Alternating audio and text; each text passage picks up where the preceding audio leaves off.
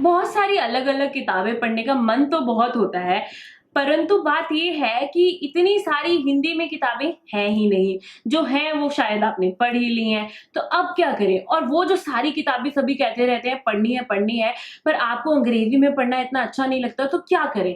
ऐसी चीज़ों का समाधान मेरे पास है इस वीडियो के द्वारा। ये वीडियो है मेरी टॉप 10 हिंदी बुक्स जो आपको ज़रूर पढ़नी चाहिए। ये इंग्लिश टू हिंदी ट्रांसलेशंस हैं, तो इनके बारे में ये वीडियो है, तो जल्दी से इसको शुरू करते हैं। पर अगर आप मुझे पहली बार देख रहे हैं, हाय, मैं हूं मनप्रीत। मैं इस चैनल पर किताबों के बारे में वीडियोस बनाती हूं। अगर आप नए हैं इस चैनल पर तो इस चैनल को सब्सक्राइब जरूर करें और मेरी वीडियोस को लाइक भी जरूर करना, ओके।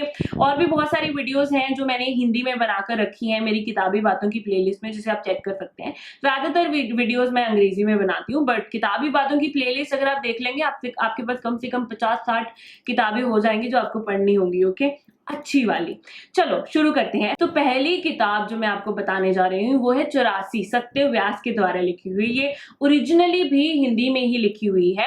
ये एक प्रेम कहानी है ऋषि और मनु की, बहुत ही प्यारी प्रेम कहानी है। पर इस प्रेम कहानी में मोड़ तब आता है जब 84 के दंगे शुरू हो जाते हैं। मनु एक सिख लड़की है और ऋषि एक हिंदू है, और ये कहानी में बड़ा मोड़ उसी समय आता है। और ये कहानी बहुत ही सुंदर तरीके से लिखी हुई है। अगर आपने नहीं पढ़ी है तो इसको सबसे पहले उठाकर पढ़ें, फिर बाकी की लिस्ट को देखें, ठीक है। और मैं सारे लिंक्स नीचे डाल दूंगी, ताकि अगर आपको ये किताबें खरीदनी है तो बस लिंक को क्लिक करें और आप खरीद सकते हैं। वो मेरे एफिलिएट लिंक्स हैं, तो उससे मुझे थोड़ा सा सपोर्ट भी होता है। अच्छा, तो आगे की कुछ किताबें, 3-4 किताबें हैं नॉन फिक्शंस। ये किताबें आपको अपनी जिंदगी में ज्यादा मदद करेंगी। ये कहानियां नहीं है, असली राय है लोगों की दी हुई अलग अलग बातों पर। तो दूसरी वाली जो मैं आपको बताने वाली हूँ वो है धन संपत्ति का मनोविज्ञान। अंग्रेजी में इसका टाइटल है साइकोलॉजी ऑफ मनी। ये बहुत ही प्रसिद्ध किताब है इस समय पर। अगर आप किसी से भी पूछें मुझे पैसे के बारे में, या पैसा कैसे बढ़ाना है, अपना पैसे कैसे बचाना है, इसकी किताब बता दो, तो ये किताब आपके सामने सबसे पहले आएगी। और ये किताब ना थोड़ी सी अलग है। ये नहीं बताती है कि आप ये करो तो पैसा आपका ज्यादा हो जाएगा।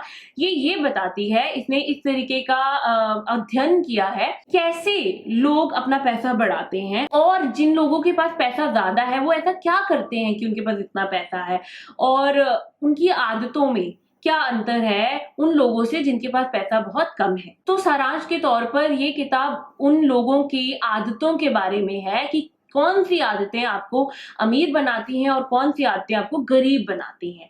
तो ये बहुत ही अच्छी किताब है, इसको भी जरूर पढ़िए। मुझे लगता है कि पैसों के बारे में, अपना पैसा कैसे संभालना है, इस बारे में किताबें आपको जरूर पढ़नी चाहिए, क्योंकि ये एक ऐसा टॉपिक है जो हर किसी के लिए अच्छा होगा, हर किसी के लिए फायदेमंद होगा। तीसरी किताब जो है वो है एटॉमिक हैबिट्स। ये भी बहुत ही प्रसिद्ध किताब है, और ये है कि आप सही आदतें कैसे डालें। बहुत ही छोटी किताब है उस हिसाब से, पर इसके अंदर बहुत सारी ऐसी बातें बताई गई हैं जिससे आप सही आदतें डाल सकते हैं, कैसे आदत डालना शुरू कर सकते हैं। क्योंकि पंजाबी में ना एक है वारिस शाह जी हैं, एक कवि थे, जिन्होंने ये बोला था कि आदतें जो एक बार आ जाती है ना, पंजाबी में उन्होंने बड़े अच्छे तरीके से बोला, पर उसका सारांश ये था कि आदतें जो आ जाती है ना वो छोड़नी बहुत मुश्किल होती हैं, और नई आदतें डालनी भी बहुत मुश्किल होती हैं। तो ये किताब आपको उसमें मदद करती है कि आप बुरी आदतों को कैसे छोड़ें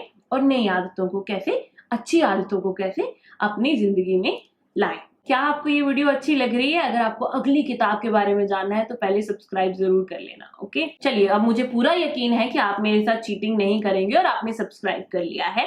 तो चौथी किताब मैं आपको बता ही देती हूँ, जो कि है एटीट्यूड इज एवरीथिंग। ये एक छोटी सी मोटिवेशन और पॉजिटिविटी के ऊपर लिखी गई किताब है, यानी कि प्रेरणा और सकारात्मकता के ऊपर लिखी गई किताब है। ये मैं कहूंगी इस किताब को हर साल की शुरुआत में एक बार पढ़ लीजिए, क्योंकि एक वो मन सा जो खराब होता है, अरे मैंने पिछले साल कुछ नहीं करा, अरे मैं इस साल क्या कर पाऊंगा, क्या नहीं कर पाऊंगा, वो सब जो आपके मन में ख्याल आते हैं ना, उन ख्यालों को भगाने के लिए एक कम से कम आपके पास ऐसी किताब होनी चाहिए जो कि मोटिवेशन और पॉजिटिविटी के बारे में हो, ताकि आपको सही प्रेरणा और आपकी जो सोच है वो सकारात्मक तरीके से आगे बढ़ती रहे। अब पांचवी किताब है लोक व्यवहार, जिसको अंग्रेजी में बोलते हैं how to win friends and influence people, और ये दोस्त बनाने के तरीके के बारे में बिल्कुल नहीं है। ये भी एक अकाल्पनिक लेखन है, यानी कि नॉन फिक्शन है, और ये इस बारे में है कि कैसे आप लोगों को प्रभावित कर सकते हैं, कैसे आप लोगों से बातचीत कर सकते हैं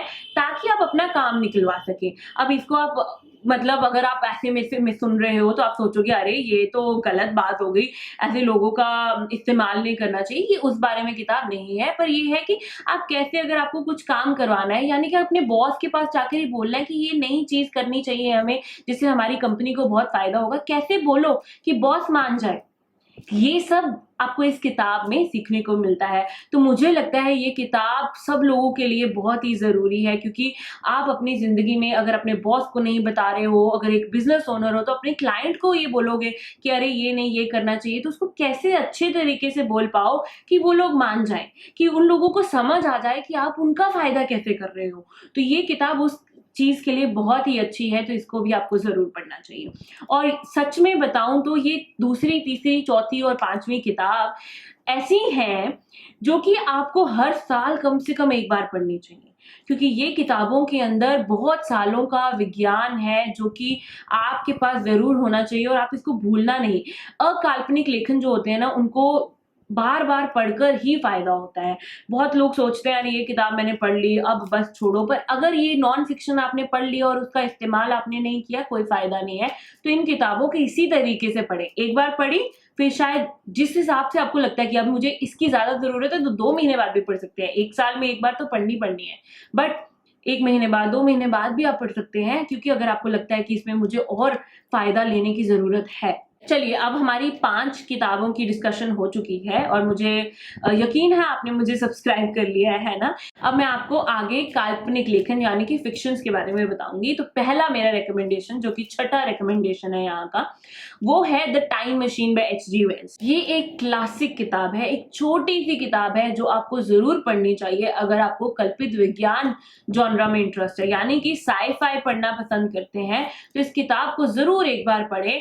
और ये समय यात्रा के बारे में है, टाइम ट्रैवल के बारे में है, और इसमें एक आदमी है जो कि एक मशीन बना लेता है जो समय यात्रा करने में मदद करती है, और फिर वो बहुत ही आगे समय में चला जाता है, 802701 साल में चला जाता है। अभी हम 2021 में रह रहे हैं, वो 802701 में चला जाता है और वहाँ पे वो क्या देखता है, वो सब इस किताब में है। तो बहुत ही अच्छी साइ-फाई नॉवल है जो आपको ज़रूर एक बार पढ़नी चाहिए। 7वीं किताब जो मैं आपको रिकमेंड करूँगी वो एक्चुअल में 3 किताबें हैं, शिवा ट्रिलॉजी अमीश त्रिपाठी के द्वारा लिखी गई। ये एक माइथोलॉजिकल फिक्शन है, यानी कि पौराणिक कथा है, और इसमें इन्होंने क्या किया है, अमीश त्रिपाठी जी ने, इन्होंने शिव जी की कहानी, शिव भगवान की कहानी को बिल्कुल अलग तरीके से इमेजिन करा है। तो इन्होंने सोचा है कि शिव जी एक आम इंसान थे और कैसे उनकी ज़िंदगी में अलग-अलग पड़ाव आए और कैसे वो नीलकंठ बन गए, कैसे वो इतने बड़े भगवान बन गए हमारे लिए, उस बारे में उन्होंने कहानी अलग तरीके से सोची है। तो इसको बहुत लोग ऐसे सोचते हैं, अरे ये तो शिव जी की कहानी ही नहीं है, शिव जी ने ऐसे नहीं ऐसे किया था। वो सब सही है, वो सब हमारे धर्म के रिलेटेड चीज़ें हैं, हिंदू धर्म के रिलेटेड चीज़ें हैं, वो अलग है। ये एक माइथोलॉजिकल फिक्शन है, ये एक काल्पनिक कहानी है जो बिल्कुल ही अलग है, तो इसको ये समझ कर पढ़ें, और ये बहुत ही अच्छी है। मतलब अंग्रेजी में भी अगर आप सोच रहे हैं ना कि मैंने अब हिंदी में पढ़ ली, अंग्रेजी में भी ट्राई करनी है, तो आप, ये बहुत ही आसानी से लिखी हुई किताब है, आसान शब्दों में लिखी हुई किताब है, यानी कि, और आप उसको पढ़ सकते हैं। तो हिंदी और अंग्रेजी दोनों में ही ये किताब बहुत ही आसान शब्दों में लिखी हुई है, इसको पढ़िए और आपको बहुत ही अच्छा लगेगा। अब 8वीं किताब है the murder of Roger Ackroyd by Agatha Christie. ये एक अपराध कथा है, यानी कि क्राइम फिक्शन। अब अगर आप हिंदी में किताबें पढ़ते हैं तो सुरेंद्र मोहन पाठक जी के क्राइम फिक्शंस आपने जरूर पढ़े हुए होने चाहिए। पर मान लो कि आपने वो भी बहुत सारे पढ़े हुए हैं और पढ़ रहे हो, हर महीने 1-2 सुरेंद्र मोहन पाठक जी की किताबें उठा लेते हो आप, पर फिर भी आपको क्राइम फिक्शन और पढ़ने हैं, तो एगाथा क्रिस्टी की किताबें बहुत ही अच्छी हैं। मैंने अपनी पिछली जो ऐसी वाली वीडियो बनाई थी, top 10 Hindi books you must read, उसमें भी एक एगाथा क्रिस्टी की किताब का रिकमेंडेशन दिया था। पर ये वाली जो वीडियो है ना, इसके अंदर मेरी असल फेवरेट्स है। पहली यही है द मर्डर ऑफ रॉजर एक्रोयड। मैं इसके बारे में आपको कुछ नहीं बताने वाली, मैं बस कहूंगी पढ़ के देख लो।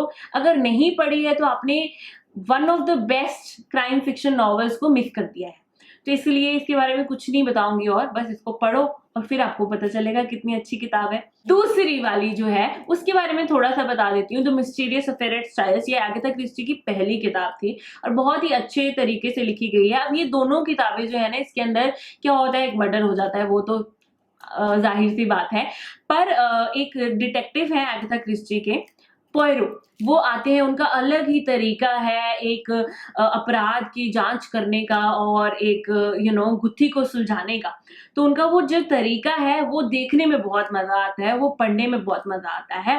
तो ये पहली किताब थी जिसके अंदर पोयरो जी आए और उन्होंने ये खून किसने करा उसको सुलझाया, और बहुत ही अच्छी किताब है। मतलब आज सोचते रहोगे अरे अच्छा अच्छा अच्छा ये हो गया, पर फिर एक एंड में ट्विस्ट आ जाता है, बहुत मजा आता है इसको पढ़ने में, तो इसको भी ट्राई करिए। आखिरी किताब जो मैं आपको इस वीडियो में सजेस्ट करने वाली हूँ, क्योंकि आपने मुझे सब्सक्राइब कर लिया है ना, वो है भारत का महारक्षक सुहेलदेव। ये फिर से अमीश त्रिपाठी जी की किताब है। ये सॉर्ट ऑफ हिस्टोरिकल फिक्शन है। सुहेलदेव सच में एक राजा हुआ करते थे, पर वो थोड़ी छोटी जात के थे, तो भारत के बाकी राजाओं ने ना उनको राजा मानने से मना करा हुआ था, और भारत पर एक बाहर से राजा अटैक कर रहा था, जिसके खिलाफ बहुत बड़े बड़े राजा खड़े भी नहीं हुए, पर ये सुहेलदेव एक ऐसे इंसान थे जो उनके खिलाफ खड़े हुए, जिन्होंने भारत पर उस राजा को कब्जा करने से रोकने की कोशिश करी। तो ये उस बारे में कहानी है, बहुत ही अच्छी लिखी हुई है और हिंदी में है, तो आप भी इसको पढ़ सकते हैं। तो हाँ, ये हैं 10 किताबें जो मैं आपको इस वीडियो में सजेस्ट करना चाहती थी। अगर आप चाहते हैं मैं और ऐसी वीडियोस बनाऊं तो नीचे कमेंट जरूर करिए और मुझे बताएं, और इनमें से अगर आपने कोई किताबें पढ़ी हुई है तो मुझे जरूर बताइए, ताकि मुझे अपनी अगली वीडियो के लिए भी आइडियाज मिलते रहे, मैं अपनी अगली वीडियो में वो किताबें ला सकूं जो आपको देखने का मन है। तो कमेंट करके मुझे ये सब जरूर बताइए और इस वीडियो को जरूर लाइक कीजिए, और शुक्रिया इस वीडियो को देखने के लिए। मैं हूं मनप्रीत, जल्दी एक और वीडियो के साथ आपके सामने हाजिर होंगी।